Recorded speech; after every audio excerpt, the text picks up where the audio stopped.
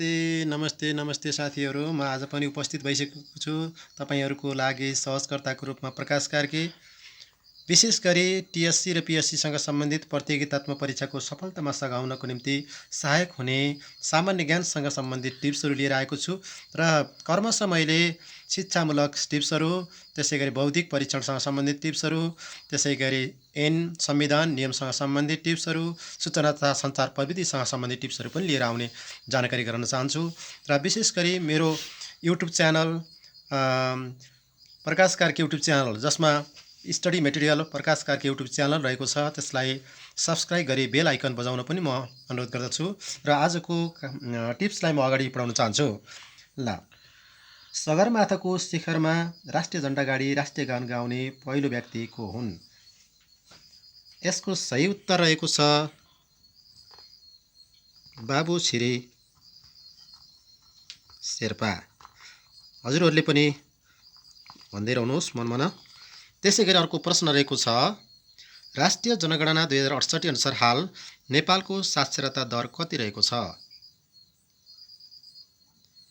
यसको सही उत्तर हो 65.9। 65.9। हजुरहरूले मनमने गुनेको एन्सर पनि मिले होला। त्यसैगरी अर्को प्रश्न रहेको छ, नयाँ मूलिक ऐन कहिले लागू भयो? नयाँ मूलिक ऐन कहिले लागू भयो? यसको सही उत्तर हो विक्रम सम्वत भनेर सम्झनुहोस् 2020 भाद्र 1 गते। त्यसैगरी अर्को प्रश्न रहेको छ, जनमत सङ्ग्रहको घोषणा कहिले भयो? जनमत सङ्ग्रहको घोषणा कहिले भयो?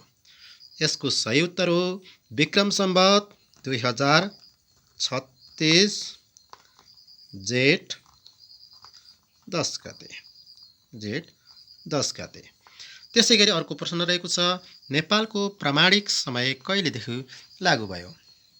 यसको सही उत्तर हो 2042 वैशाख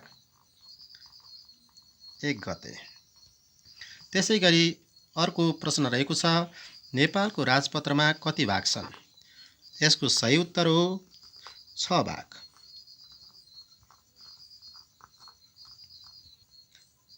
त्यसैगरी भूगोलका पिता कसलाई भनिन्छ भन्ने अर्को प्रश्न छ। यसको सही उत्तर हो इरेटस्थेनिस। इरेटस्थेनिस।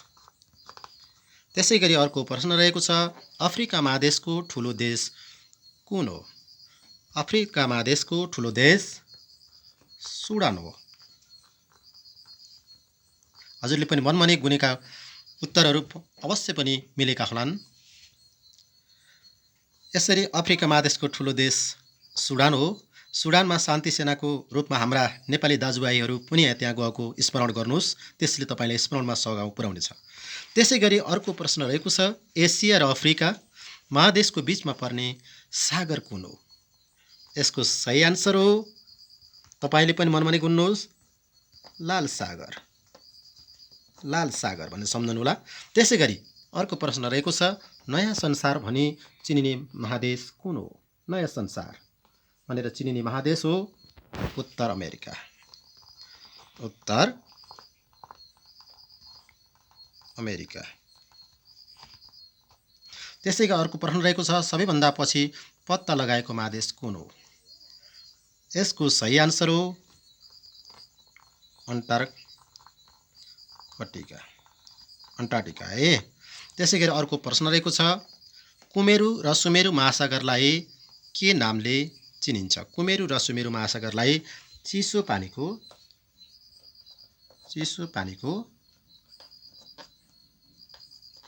महासागर भनी चिनिन्छ। हजुरले मनमानी गुनेका एन्सरहरू पनि मिलेका होलान्। त्यसैगरी अर्को प्रश्न रहेको छ, सबैभन्दा गर्मी कुन अक्षांशमा हुन्छ? यसको सही आन्सर हो 0 डिग्री अक्षांश। स्मरण रहोस्, 0 डिग्री अक्षांश भनेको भूमध्य रेखा पनि हो। त्यसैगरी अर्को प्रश्न रहेको छ, देशान्तरलाई कुन एकाइमा नापिन्छ?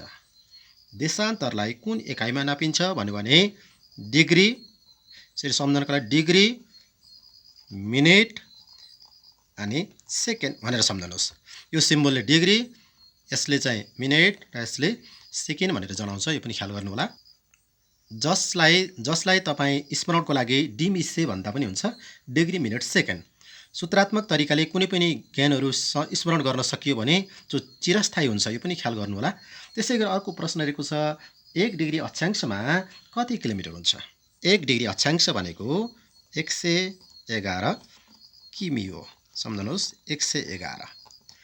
त्यसै गरी अर्को प्रश्न रहेको छ, 1990 सालको भूकम्प जाँदा नेपालका प्रधानमन्त्री को थिए?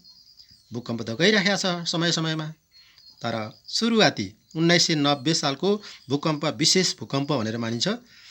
त्यो बेला नेपालका प्रधानमन्त्री को थिए भन्ने प्रश्न रहेको छ। यसको सही आन्सर हो युद्ध शमशेर। त्यसै गरी अर्को प्रश्न रहेको छ, नेपालमा ज्वालामुखीको चिन्ह कहाँ पाइएको छ? यसको सही आन्सर हो दैलेखको दुल्लो। दैलेखको दुल्लोमा भने सम्झनुहोस् है। त्यसै गरी अर्को प्रश्न रहेको छ, विश्वको सबैभन्दा ठुलो नदी कुन हो? सबभन्दा ठुलो नदी भनेर कसलाई चिनिन्छ भन्न खोजेको। यसको सही आन्सर हो अमेजन। स्मरण रहोस्, अमेजन दक्षिण अमेरिकामा पर्छ। अर्को प्रश्न रहेको छ, विश्वको सर्वोच्च स्थानमा रहेको मनाङको तिलेचो ताल कति उचाइमा अवस्थित छ? यसको उचाइ स्मरण रहोस् 4919 भनेर सम्झनुहोस् है मिटर। 4919 भनेर सम्झन सजिलो हुन्छ। त्यसै गरी अर्को प्रश्न रहेको छ, विश्वको सबैभन्दा अग्लो झरना एन्जेलको उचाइ कति रहेको छ? उचाइ यसको सही आन्सर हो 979 मिटर। 979 मिटर भनेर सम्झनुहोस् है। 979 भन्दा पनि 979 मिटर भन्दा सजिलो हुन्छ। त्यसै गरी अर्को प्रश्न रहेको छ, संसारको चिडियाखाना भनेर कुन जलवायुलाई मानिन्छ? यसको सही आन्सर हो उष्ण मौसमी। त्यसै गरी अर्को प्रश्न रहेको छ, एसिया महादेशको सबैभन्दा ठुलो र सानो देशको नाम के हो? ठुलो र सानो। ठुलो चाहिँ चीन हो, सानो चाहिँ मालदिभ्स हो। त्यसपछि तपाईँले सम्झन सजिलो हुन्छ चिमा भनेर सम्झनुहोस्, चीन मालदिभ्स। त्यसै गरी अर्को प्रश्न रहेको छ, नेपालमा मनसुनी वायुको सुरुवात कहाँबाट हुन्छ? मनसुनी वायुको सुरुवात कहाँबाट हुन्छ? यसको सही आन्सर हो पूर्वी नेपालबाट मनसुनी वायुको सुरुवात भई नेपालमा वर्षा हुने गर्छ। सम्झनुहोला। त्यसै गरी शान्तिको देश भनी नेपाललाई चिनिन्छ भने शान्त वातावरणको सहर भनी कसलाई चिनिन्छ? यसको सही आन्सर हो, याद गर्दै रहनुहोस्, सही आन्सर हो भेनिस। अर्को प्रश्न रहेको छ, विश्वको सबैभन्दा ठुलो खाडी कुन हो? यसको सही आन्सर हो मेक्सिको खाडी। हजुरहरूले अनुमान गरेको एन्सर पनि मिलिरहेको छ। तपाईँलाई खुसी लागेको छ होला। यो मेरो प्रस्तुतिले तपाईँलाई केही न केही टेवा दिइरहेको छ। अर्को प्रश्न रहेको छ, विश्वको सबैभन्दा सानो सिक्का कुन हो? स्मरण रहोस्, जुन सिक्का जयप्रकाश मल्लको पालामा निष्कासन भएको थियो, बाहिर आउट भएको थियो, त्यसको सही आन्सर हो जावा भनेर सम्झोस्। जावा सिक्का, सानो सिक्का जावा। अब अर्को प्रश्न रहेको छ, विश्वमा सबभन्दा लामो पर्खाल कहाँ रहेको छ र लम्बाइ कति छ? तपाईँहरूले जानिरहेकै प्रश्न हो। चीनमा रहेको छ, जुन ग्रेट वाल। स्मरण होस्, ग्रेट वाल चीनमा रहेको छ, जसको लम्बाइ कति छ भन्दा 6200 माइल। स्मरण होस्, 6200 माइल। त्यसै गरी विश्वको सबैभन्दा पुरानो धर्म कुन हो भन्ने अर्को प्रश्न रहेको छ। यसको सही आन्सर हो, अनुमान गरिसक्नु भएको छ तपाईँहरूले, सही आन्सर हो हिन्दू धर्म। अब त अहिले हिन्दू धर्मलाई विशेष महत्त्व पनि दिन छाडियो होइन।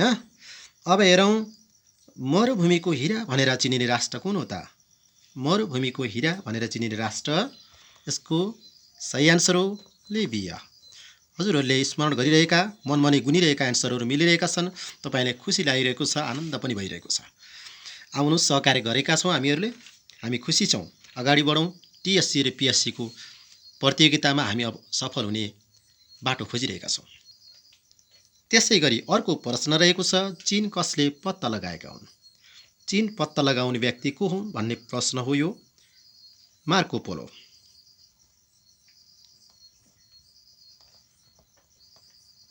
Marco Polo. त्यसै गरी संयुक्त राष्ट्र सङ्घको प्रधान कार्यालय कहाँ रहेको छ? प्रधान कार्यालय कहाँ रहेको छ भन्ने प्रश्न छ। म्यानहट्टन। म्यानहट्टन भन्ने सम्झनुहोस्। त्यसै गरी विश्वमा दोहोरो भूपरिवेष्टित राष्ट्र कति छन् त? दोहोरो भूपरिवेष्टित राष्ट्रहरू 2वटा छन्। सम्झनुहोस् है। सम्झनु के हुन् उनीहरू? लिचेनस्टाइन र उज्बेकिस्तान भनेर सम्झनु होला। 2 छन् भनेर जाने हुन्छ। लिचेनस्टाइन र उज्बेकिस्तान सम्झनुहोस् है। त्यसै अर्को प्रश्न रहेको छ, सबैभन्दा पुरानो धातु कसलाई भनिन्छ? पुरानो धातु तामा, पुता। पुरानो धातु तामा। त्यसै गरी अर्को प्रश्न रहेको छ, विश्वको सर्वाधिक उचाइमा गरिने धान खेती कुन हो? स्मरण छ होला हजुरहरूलाई, यो जुम्लामा पाइने धान हो भनेपछि के होला? यसको सही आन्सर हो जुम्ली मार्से। जुम्ली मार्से। यो यसको चामल रातो रातो हुन्छ है। अब अक्षराङ्क शिक्षा, जय पृथ्वीबहादुर सिंहले लेखेको अक्षराङ्क शिक्षा कति पेजको थियो? अब पेज 42 पेज। स्मरण रोस् 42 पेजको थियो। त्यसै गरी अर्को प्रश्न रहेको छ, राष्ट्रिय प्रारम्भिक कक्षा पढाइ कार्यक्रम कहिलेदेखि कक्षा कोठामा लागू गरियो? यसको सही आन्सर हो 2071 देखि है। 2071 देखि लागू भयो। त्यसै गरी अर्को प्रश्नतिर जाँदैछु म। अर्को प्रश्न रहेको छ, 2078 आषाढसम्ममा कतिवटा जिल्ला साक्षर घोषित छन्? 2078 साल असाढसम्ममा कतिवटा जिल्ला साक्षर घोषित छन्? यसको सही आन्सर हो 54 वटा। स्मरण रहोस् 54 जिल्ला चाहिँ अछाम हो है, त्यो पनि स्मरण रहोस्। शिक्षकहरूले पाउने विधाहरू कतिवटा छन् त? यो धेरै दुविधामा हामी पर्ने गरेका छौँ। शिक्षकहरूले पाउने विधा भनेका 9 वटा छन्। 9 प्रकारहरू छन् भनेर सम्झनुहोस् है। त्यसै गरी अर्को प्रश्न रहेको छ, नेपालको संविधान 2072 कहिले जारी भयो? सबैलाई याद छ होला। संविधान दिवस 72 भर्खरै 6 महिना 3 गते है, यसरी स्मरण गर्नुहोस्। असोज 3 गते। त्यसै गरी माइपोखरी कहाँ पर्छ त? माइपोखरी कहाँ पर्छ? यसको सही आन्सर हो कहाँ होला? माइपोखरी इलाममा पर्छ। त्यसै गरी अर्को प्रश्न रहेको छ, नेपालमा घुम्ती शिक्षाको तालिम कहिले सुरुवात भएको हो? घुम्ती शिक्षाको तालिम, विशेष गरी यो घुम्ती शिक्षा भनेपछि विचार गर्नुहोस् है, कुन क्षेत्रमा हो भन्ने त तपाईँहरूलाई थाहा नै छ होला। घुम्ती शिक्षाको तालिम कहिले सुरुवात भयो त भन्ने प्रश्नको एन्सर रहेको छ विक्रम सम्वत 2013 मा है त। त्यसै गरी कक्षा 1-3 को पाठ्यपुस्तकको विषयवस्तुमा कुन कुन रङहरूको प्रयोग भएको छ? कुन कुन रङहरू प्रयोग भएको छ? एकदम मोस्ट इम्पोर्टेन्ट छ यो। रातो, नीलो, हरियो अनि पहेँलो सम्झनुहोस् है। रानी हप भनेर सम्झनुहोस्। रानी हप, यसमा मैले थोरै जोड्न चाहेँ। यो रातोको अर्थ के हो, नीलोको अर्थ के हो, हरियोको अर्थ के हो र पहेँलोको अर्थ के हो भन्ने कुरा पनि तपाईँले जानिरहनुपर्छ। रातो रङको प्रयोग गर्नुको अर्थ शिक्षकको अति बढी सक्रियतामा क्रियाकलाप सञ्चालन हुने भने, नीलोले भन्छ आंशिक सहयोग, शिक्षकको आंशिक सहयोगमा सिकाइ क्रियाकलाप अगाडि बढाउनु पर्ने, र हरियोले भन्छ सहपाठी साथीहरूको सहयोगमा भन्ने अर्थ दिन्छ भने, पहेँलोले स्वयं आफै गर्ने है भन्ने एउटा सङ्केत गरेको छ। स्वयं विद्यार्थीको सक्रियता खोजिरहेको हुन्छ है पहेँलोको अर्थ। त्यसै गरी स्वस्थ शरीरमा स्वस्थ मस्तिष्क यो भनाइ कसको हो त? स्वच्छ शरीरमा स्वस्थ मस्तिष्क यो भनाइ कसको हो भन्ने प्रश्न रहेको छ। यसको सही आन्सर हो अरस्तु। त्यसै गरी एउटा रुखले दैनिक कति केजी अक्सिजन दिन्छ भन्ने प्रश्न रहेको छ। यसको सही आन्सर हो, तपाईँले याद गरिदिएर गर्नुहोस्, 2.7 केजी। त्यसै गरी अर्को प्रश्न रहेको छ, शिक्षक सेवा आयोगमा कतिवटा शाखाहरू रहने व्यवस्था छ? शिक्षक सेवा आयोगमा हामी शिक्षक सेवा आयोगको परीक्षा दिँदैछौँ भने त्यससँग सम्बन्धित क्वेसनहरू धेरै जानिरहनुपर्छ। कतिवटा शाखाहरू छन् त भन्दा 9वटा शाखा छन्। सम्झनुहोस् है, 9वटा। त्यसै गरी कार्यालय समय 10:05 कायम गर्ने, चलन चलाउने व्यक्ति को हुन् त? कार्यालय समय 10:05 गर्ने 10 to 5। स्मरण रहोस्, यसको सही आन्सर हो देव शमशेर। देव शमशेर है। कार्यालय समय 10 to 5 गर्ने चलन चलाउने व्यक्ति देव शमशेर हुन्। अब मुख्य सचिव र सचिवको पदावधि कति हुन्छ भन्ने प्रश्न रहेको छ। यसको सही आन्सर हो मुख्य सचिवको चाहिँ 3 वर्ष हुन्छ भने सचिवको 5 वर्ष हुन्छ है। यो पनि ख्याल गर्नुहोस् है। त्यसै गरी अब अर्को प्रश्न रहेको छ, मैथिली भाषाको लिपिलाई के भनिन्छ भन्ने छ। मैथिली भाषाको लिपिलाई श्रीजङ्गा लिपि भनिन्छ है। श्रीजङ्गा लिपि भनिन्छ। र आजको अन्तिम प्रश्नको रूपमा मैले प्रश्न लिएको छु, कलियुगको प्रारम्भ कसको पालादेखि भएको हो?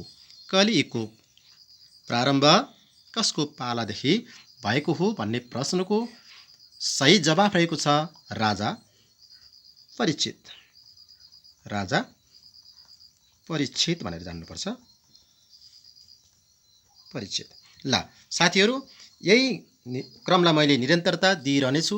आजको लागि मैले यति नै गर्छु र भोलिको श्रृङ्खलामा फेरि थप रोचक, ज्ञानवर्धक र अति समसामयिक र सान्दर्भिक प्रश्नहरू, जुन प्रश्नहरूले मलाई आशा छ टिएससी र पिएससीको परीक्षामा हामी सबैलाई सफलताको शिखरमा अवश्य पुर्याउने मैले अठोट गरेको छु, आशा लिएको छु। र त्यसै सँगसँगै हामी अगाडि बढ्नको निम्ति म जुटिरहनेछु।